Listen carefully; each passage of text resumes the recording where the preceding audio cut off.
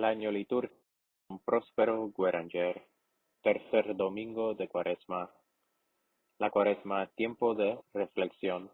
La Santa Iglesia, que en el primer domingo de Cuaresma nos ha propuesto la tentación de Jesucristo en el desierto para tema de nuestra meditación, con el fin de instruirnos acerca de la naturaleza de nuestras propias tentaciones y del modo como debemos vencerlas.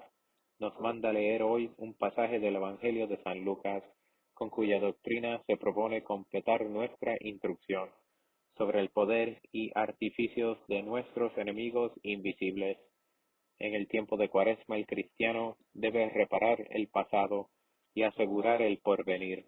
No podrá dar cuenta de lo primero, ni defender eficazmente lo segundo, si no tiene ideas claras sobre la naturaleza de los peligros en los que ha sucumbido y los que aún le amenazan. Los antiguos liturgistas han visto un rasgo de maternal sabiduría de la Iglesia en la distinción con que propone hoy a hijos esta lectura que centraliza las enseñanzas del día. La existencia del demonio.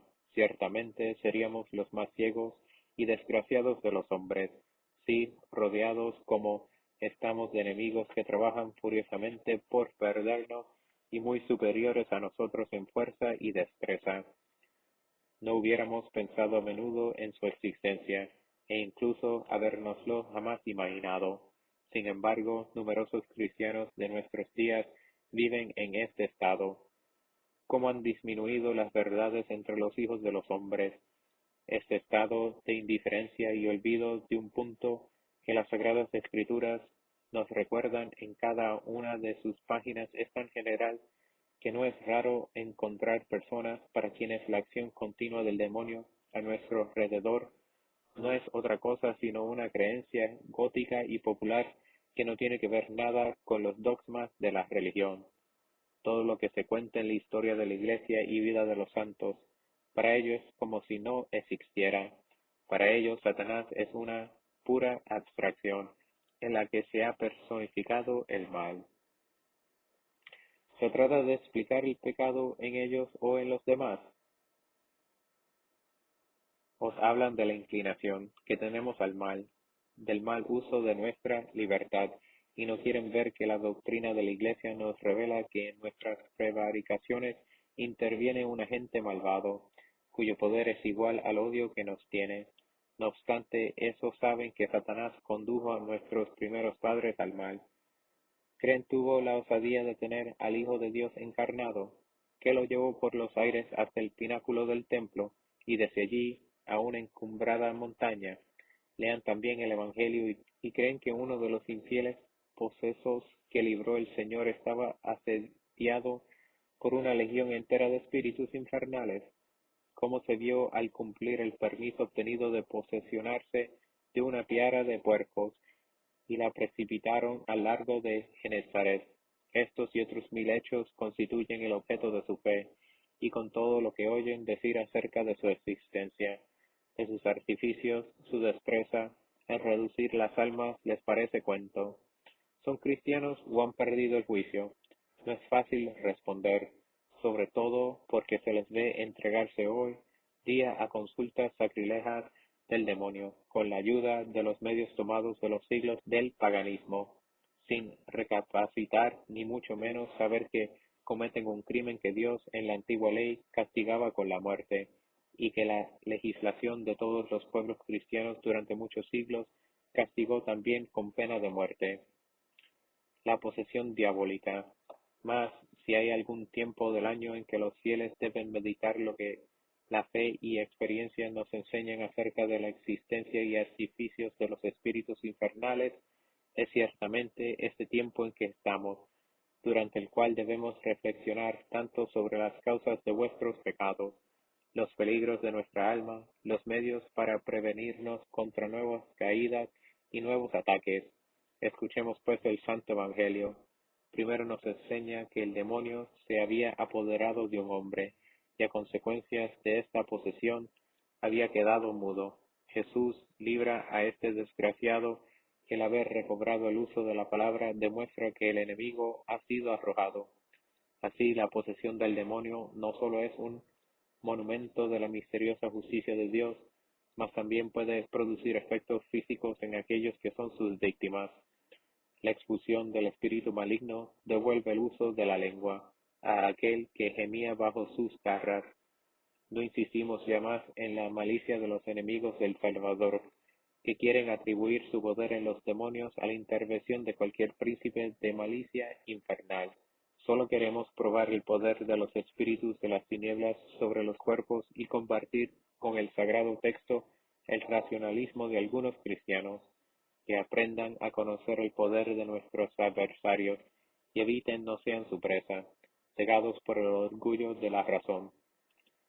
Desde la promulgación del Evangelio, el poder de Satanás sobre los cuerpos ha sido limitado mediante la virtud de la cruz en los países cristianos, pero recobra nueva extensión si la fe y las obras de piedad cristiana disminuyen.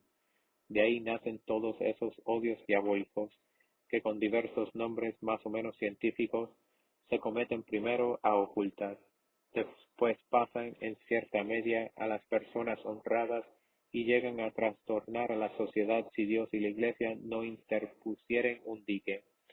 Cristianos de nuestros días, acordaos que habéis renunciado a Satanás, y guardaos de que una ignorancia culpable os arrastre a la apostasía. No es a un ser de razón a quien habéis renunciado en las fuentes bautismales, sino un ser real, temible y de quien el mismo Jesucristo nos dice que fue homicida desde el principio. La lucha contra Satanás. Pero si debemos temer mucho el poder terrible que puede ejercer en nuestros cuerpos y evitar todo contacto con él en las prácticas que preside y que son el culto a que aspira, también debemos temer su influencia en nuestras almas. Considerad cuánto le ha costado a la gracia divina arrojarle de vuestra alma. En estos días la Iglesia nos ofrece todos los medios para salir vencedores. El ayuno, acompañado de la oración y la limosna, tendréis paz y vuestro corazón, vuestros sentidos purificados, se transformarán en templos de Dios. Pero no vayáis a creer que ya habéis aniquilado a vuestro enemigo. Está irritado. La penitencia le ha expulsado de su demonio y ha jurado tantear todos los medios para apoderarse. Temed pues en la recaída en el pecado mortal, y para fortificar en vosotros ese temor saludable, meditad el contenido de las palabras de nuestro Evangelio. El Salvador nos enseña que ese espíritu inmundo arrojado de un alma anda vagando por los lugares airados y desiertos, le devora el verse humillado y siente de antemano las torturas de este infierno que lleva con él por todas partes, del que quisiera distraerse si pudiera, perdiendo a las almas que Jesucristo rescató. El Antiguo Testamento nos habla de los demonios reunidos y que andan vagando por lugares desiertos. Así el arcángel San Rafael relegó a los desiertos del Alto Egipto al espíritu infernal que había hecho perecer a los 7 maridos de Sara. Mas no siempre el enemigo del hombre se resigna a vivir alejado de la presa que ambiciona. Le impulsa el odio como al principio del mundo y se dice, ya es hora que vuelva a la casa de donde salí.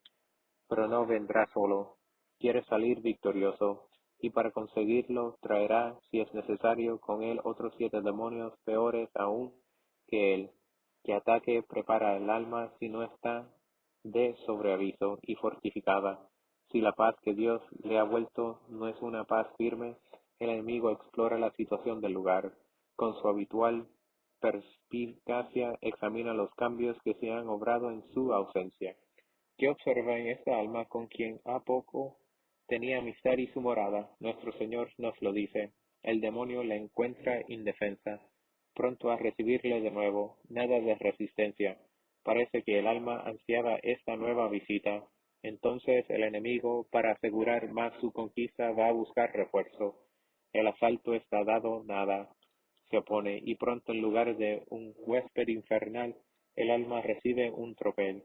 Y añade el Salvador, el último estado de ese hombre es peor que el primero. Comprendamos el consejo que nos da la Santa Madre Iglesia al darnos a leer este pasaje del Evangelio. Por todas partes hay conversiones a Dios. Muchas conciencias se van a reconciliar y el Señor los va a perdonar sin medida. pero perseverarán todos cuando el año próximo llegue de nuevo la Cuaresma y convoque a los cristianos a la penitencia. Todos esos que en estos días se van a sentir arrancados del poder de Satanás mantendrán sus almas limpias y libres de su yugo. Una triste experiencia no permite a la Iglesia esperar tal consuelo. Muchos recaerán poco después de su rescate en los brazos del pecado. Oh, si se apoderase de ellos la justicia de Dios en este estado. Sin embargo, esta será la suerte de muchos, tal vez de un gran número. Temamos pues las recaídas, y para asegurar nuestra perseverancia, sin la cual de nada nos sirvió el recuperar algunos días la gracia de Dios, vigilemos en adelante, oremos, defendamos la situación de nuestra alma, luchemos, y el enemigo, desconcertado por la tenacidad, irá a otra parte avergonzado y furioso. El domingo de los escrutinios. Al tercer domingo de Cuaresma se le llama oculi, por comenzar con esta palabra el introito de la misa. En la primera iglesia se le denominaba domingo de los escrutinios, porque en este día se comenzaba el examen de los catecúmenos, que debían admitirse al bautismo la noche de Pascua. Todos los fieles estaban invitados a presentarse en la iglesia para informar de la vida y costumbres de estos aspirantes a la milicia cristiana. En Roma, estos exámenes, a los que se daba el nombre de escrutinios, se celebraba en 7 sesiones a causa del gran número de aspirantes al bautismo. Pero el escrutinio principal se celebraba el miércoles de la cuarta semana. Hablaremos de él más tarde. El sacramentarlo romano de San Gelasio trae la fórmula de la convocación de los fieles a esta asamblea. Está redactada en esos términos. Carísimos hermanos, ya sabéis que se acerca el día del escrutinio en que nuestros elegidos deben ser instruidos. Debéis acudir pronto y con alegría tal día de esa semana, a la hora de sexta, con el fin de que estemos dispuestos por la gracia de Dios a explicar conforme a verdad el misterio que franquea la puerta del reino de los cielos y arroja al demonio con todas sus pompas. Esta invitación se repetía si era necesario en los domingos siguientes. En el que hoy celebramos se procuraba admitir cierto número de candidatos, cuyos nombres se escribían en los dipictos del altar, junto con los de sus padrinos y madrinas, y se les recitaban en el canon de la misa.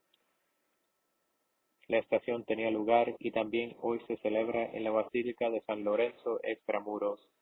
Con esto se pretendía, actualizando el recuerdo del más célebre de los mártires de Roma, recordar a los catecúmenos los sacrificios que la fe que iban a abrazar podría tal vez exigirles. Este domingo es célebre en la iglesia griega por la solemne adoración de la cruz que precede a la semana llamada Mesomestime, es decir, centro de los ayunos. Misa.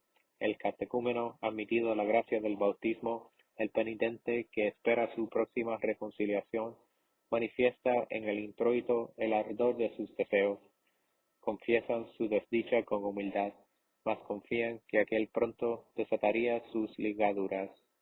Introito. Mis ojos miran siempre al Señor, porque Él arrancará del lazo mis pies. Mírame y ten piedad de mí, porque soy solo y soy pobre. Salmo.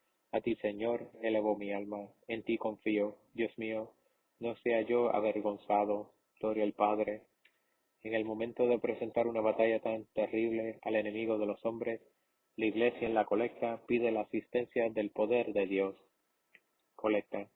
Suplicarnos te, oh Dios omnipotente, contemples los votos de los humildes y extiendas la diestra de tu majestad para defensa nuestra, por el Señor. Epístola. Lección de la epístola del apóstol San Pablo a los Efesios. Hermanos, sed imitadores de Dios, como hijos carísimos, y caminad en el amor, como también Cristo nos amó y se entregó a sí mismo a Dios por nosotros, como una oblación y una hostia suave y olorosa. Que no se nombre siquiera entre vosotros la fornicación, ni ninguna inmundancia, ni la avaricia, como conviene a los santos, ni la torpeza o las palabras estúpidas, o la chocarrería, que no venga al caso, antes reine siempre la acción de gracias. Sabed y comprended que ningún fornicador, o inmundo, o avaro, ni todo lo que sea servicio de los ídolos, tiene herencia en el reino de Cristo y de Dios. Nadie os seduzca con vanas palabras, porque por ellas vino la ira de Dios sobre los hijos de la incredulidad. No os hagáis, pues, partícipes de su castigo, porque en otro tiempo erais tinieblas, pero ahora sois luz en el Señor. Caminad como hijos de la luz. El fruto de la luz consiste en una bondad, en una justicia y en una verdad absolutas. Imitar a Dios. El apóstol, al dirigirse a los fieles de Efeso, les recuerda que no han mucho fueron tinieblas y ahora son luz del Señor. Qué alegría para nuestros catecúmenos saber que les estará reservada la misma suerte. Hasta ahora han vivido como paganos, mas ahora poseen las aras de la santidad mediante su admisión al bautismo. Sometidos hasta el presente a los falsos dioses cuyo culto consistía en alimentar el vicio, oyen hoy que la Iglesia exhorta a sus hijos a imitar la santidad del Dios de los cristianos, y la gracia que les hará capaces de aspirar a reproducir en ellos las perfecciones divinas. Están a punto de serles comunicada, pero tendrán que luchar para mantenerse en este estado. Contra dos enemigos tendrán que enfrentarse sobre todo, la impureza y la avaricia. Al primero de estos vicios no quiere el apóstol ni que se le nombre en adelante, y al segundo le desprecia comparándole al culto de los ídolos a quienes van a renunciar los elegidos. Tales son las enseñanzas que la Iglesia prodiga a sus futuros hijos. Mas los que hemos sido santificados en los comienzos de nuestra vida, hemos permanecido fieles a nuestro bautismo, fuimos luz. ¿Por qué hoy somos tinieblas? Porque ha sucedido de las notas de la semejanza divina que se nos imprimieron en nuestra alma. Apresurémonos a hacerlas revivir, renunciando a Satanás y a sus ídolos, y obremos de tal modo que la penitencia nos restablezca en este estado de luz, cuyo fruto consiste en toda clase de bondad, justicia y verdad. El gradual expresa los sentimientos del alma cercada de enemigos, implorando la ayuda del Señor que se apresura a socorrerla. El tracto está tomado del Salmo 122, canto de confianza y de humildad. La confesión sincera de nuestras culpas atrae siempre sobre nosotros la misericordia de Dios. Gradual, levántate, Señor, no prevalezca el hombre, sean juzgadas las gentes en tu presencia. Cuando el Señor ponga en fuga a mi enemigo, desfallecerán y perecerán ante tu vista. Tracto.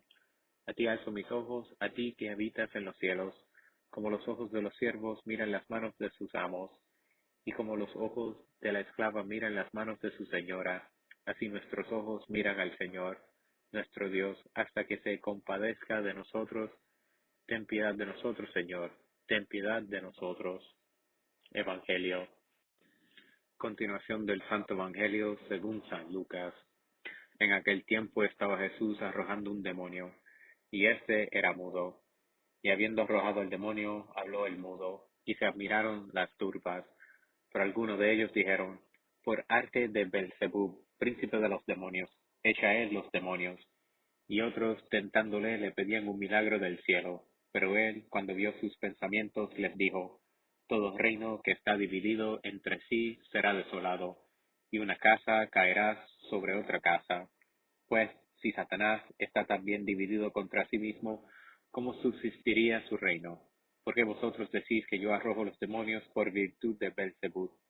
Mas, si yo arrojo los demonios en virtud de Belzebub, vuestros hijos por virtud de quien los expulsan.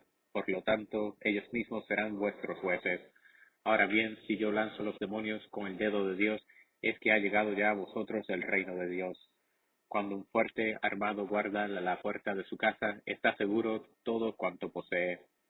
Pero si viniere otro más fuerte que él y le venciere, le quitará todas sus armas, en quienes confiaba, y repartirá sus despojos. El que no está conmigo está contra mí, y el que no recoge conmigo dispersa. Cuando el espíritu inmundo ha salido de un hombre, anda por lugares sin agua, buscando descanso, y no encontrándolo dice: volveré a mi casa, de donde salí, y cuando torna la encuentra barrida y adornada. Entonces va y toma consigo otros 7 espíritus peores que él, y entrando habitan allí, y el fin de aquel hombre es peor que su principio. Y sucedió que cuando decía estas cosas, alzando la voz, una mujer de la turba le dijo, Bienaventurado el vientre que te llevó y los pechos que mamaste. Pero él dijo, Bienaventurados más bien los que oyen la palabra de Dios y la practican. Demonios mudos. El demonio del que libró Jesús al poseso de nuestro Evangelio dejó mudo a este hombre, y la salida fulminante del espíritu de las tinieblas desató la lengua del paciente que maltrataba. Este hecho es imagen del pecador cautivo de su temible vencedor, y reducido por él al mutismo. Si habla este pecador para confesar sus culpas, para pedir gracia, se verá libre. ¿Cuántos demonios mudos, diseminados por todas partes, impiden a los hombres hacer esta confesión salitífera que los salvaría? A pesar de eso, la cuaresma pasa, transcurren los días de gracia. Aprovechémonos de este tiempo favorable. Si somos amigos de Dios, oremos insistentemente por los pecadores, para que hablen, se acusen de sus faltas y sean perdonados. Poder de los demonios. Escuchemos también lo que nos enseña el Salvador de nuestros enemigos invisibles. ¿Quién podría hacer frente a su poder, a su astucia, a sus medios nocivos? Si Dios nos ayudase, si no hubiese ángeles encargados de velar por nosotros y compartir también con nosotros.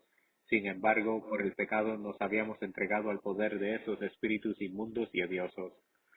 Habíamos preferido su imperio tiránico al yugo suave y ligero de nuestro compasivo Redentor. Ahora somos libres o lo vamos a hacer pronto. Agradezcámoselo a nuestro libertador, pero vigilemos para no recaer en las garras del poder de esos huéspedes infernales. Volverán y tratarán de violar la morada de nuestra alma santificada por el Cordero Pascual. Si estamos vigilantes y somos fieles, se retirarán avergonzados. Mas si somos tibios y relajados, si perdemos de vista el valor de la gracia y las obligaciones que nos unen con el que nos salvó, nuestra pérdida será cierta y según la terrible palabra de Jesucristo, la segunda situación será peor que la primera. Estar con Cristo. ¿Queremos evitar tan gran mal? Meditemos estas otras palabras del Evangelio. Quien no está conmigo está contra mí. Esta es la situación del que recae en las garras del demonio, que olvida todo lo que debe a su divino libertador, que no acude con sinceridad a Jesucristo cuando se le presentan ocasiones en que el deber exige al cristiano portarse con entereza. Se lisonjea, se disimula, se contemporiza y poco a poco se va debilitando la energía del alma. Dios da ya las gracias medidas en un principio tan abundantes y acaba en una caída inminente. Caminemos con paso firme y seguro y acordémonos que el soldado de Jesucristo debe sentirse orgulloso de su caudillo divino. El ofertorio celebra la dulzura de los consuelos que el alma rescatada del poder de Satanás gusta siguiendo los caminos del pastor divino. Ofertorio. Las justicias del Señor son rectas y alegran los corazones, y sus juicios son más dulces que la miel y el panal. Por eso tu siervo los practica. En la secreta la Iglesia manifiesta la confianza que le inspira el sacrificio que se va a ofrecer, cuyo poder purificante en el Calvario borró los pecados de los hombres. Secreta. Suplicarnos, Señor, haga que esta hostia purifique nuestros pecados, y para poder celebrar este sacrificio santifique los cuerpos y las almas de tus súbditos, por el Señor. La Iglesia, sirviéndose también de las palabras de David, expresa en la antifonía de la comunión la felicidad del alma unida a Dios, por el sacramento del amor. De esta suerte serán llamados pronto a participar los catecúmenos cuya admisión al bautismo acaba de determinarse. También será de los penitentes que hayan lavado con lágrimas los porrones de la vida pasada. Comunión. El pájaro encontró casa y la tórtola nido, donde colocar sus polluelos. Esos son tus altares, Señor de los ejércitos. Rey mío y Dios mío, dichosos los que habitan en tu casa, pues te alabarán por los siglos de los siglos. En la poscomunión la Iglesia pide al Señor en nombre de los misterios de que han participado, absuelva benignamente a los pecadores y los libre de los peligros eternos en que han tenido la desgracia de caer. Poscomunión. Suplicarnos, Señor, libres benignos de todos los pecados y peligros a los que nos has hecho partícipes de tan gran misterio, por el Señor.